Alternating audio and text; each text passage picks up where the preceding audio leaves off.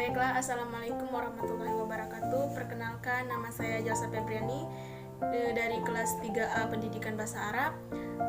Di sini saya akan menjelaskan mengenai manajemen pembiayaan sarana dan prasarana.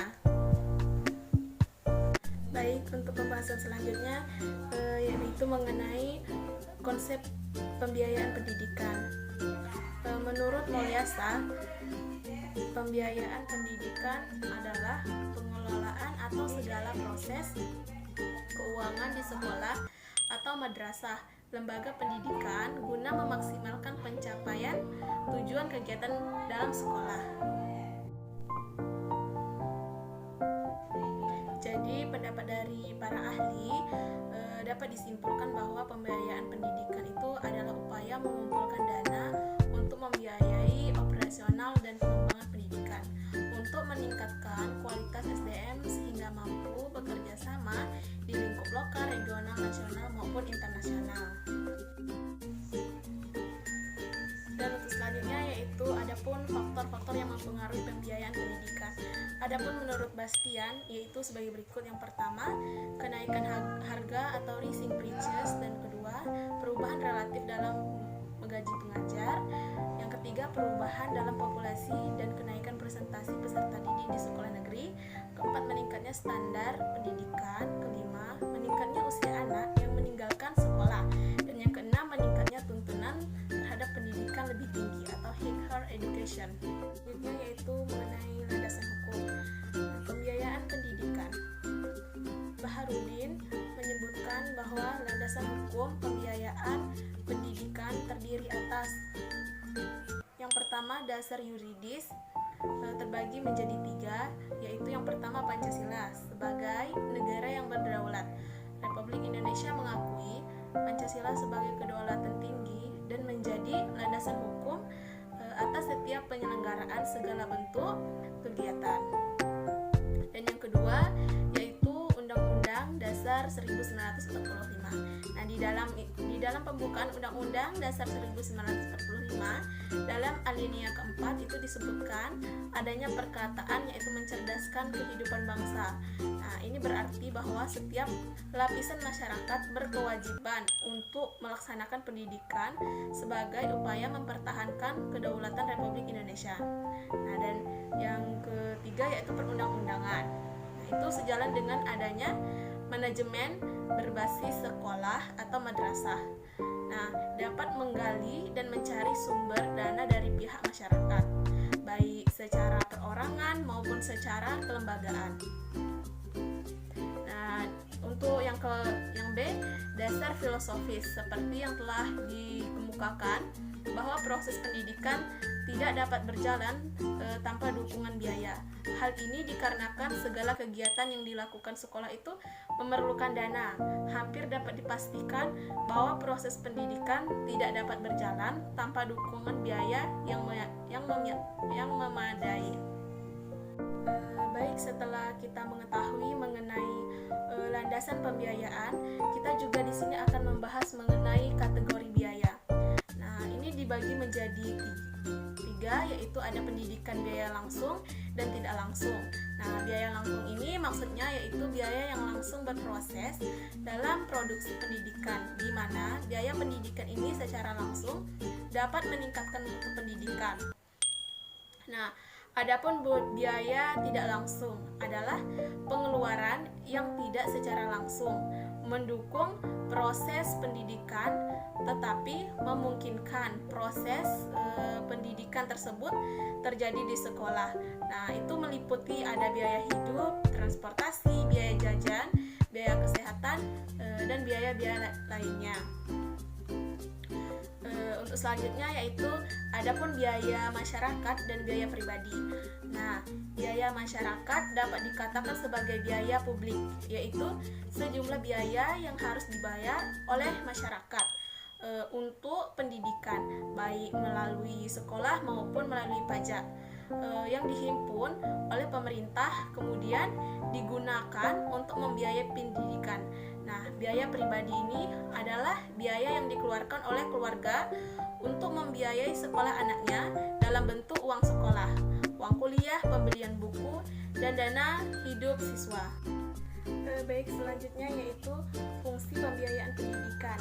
Yang pertama yaitu memungkinkan penyelenggaraan pendidikan dilakukan secara efisien, dalam artian dana yang diperoleh dapat digunakan untuk pencapaian tujuan tertentu yang diinginkan.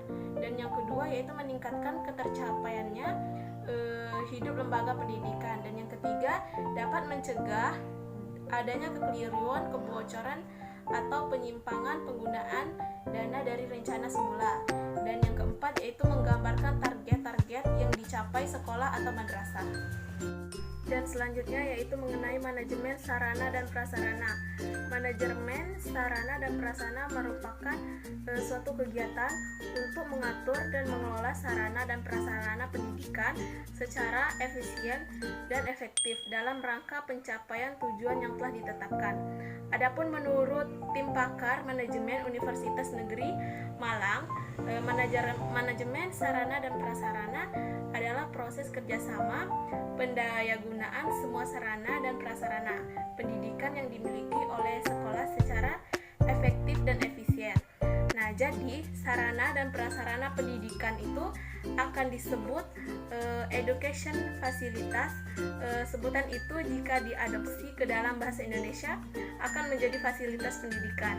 Nah, fasilitas pendidikan artinya segala sesuatu atau alat dan barang yang memfasilitasi atau memberikan kemudahan dalam menyelenggarakan kegiatan pendidikan. Tujuan sarana dan prasarana. Yang pertama yaitu menciptakan sekolah atau madrasah yang bersih, rapi, indah sehingga menyenangkan bagi warga sekolah atau madrasah. Dan yang kedua tersedianya sarana dan prasarana yang memadai baik secara kuantitas maupun kualitatif dan relevan dengan kepentingan pendidikan. Selanjutnya yaitu prinsip-prinsip manajemen sarana prasarana pendidikan. Nah, dalam mengelola sarana dan prasarana pendidikan terdapat beberapa prinsip yang perlu diperhatikan. Nah, agar tujuan itu bisa tercapai dengan maksimal. Prinsip-prinsip tersebut adalah yang pertama yaitu prinsip pencapaian tujuan. Nah, itu maksudnya yaitu sarana dan prasarana pendidikan di sekolah harus selalu dalam kondisi siap pakai apabila akan didayagunakan oleh personil sekolah dalam rangka pencapaian tujuan pembelajaran di sekolah.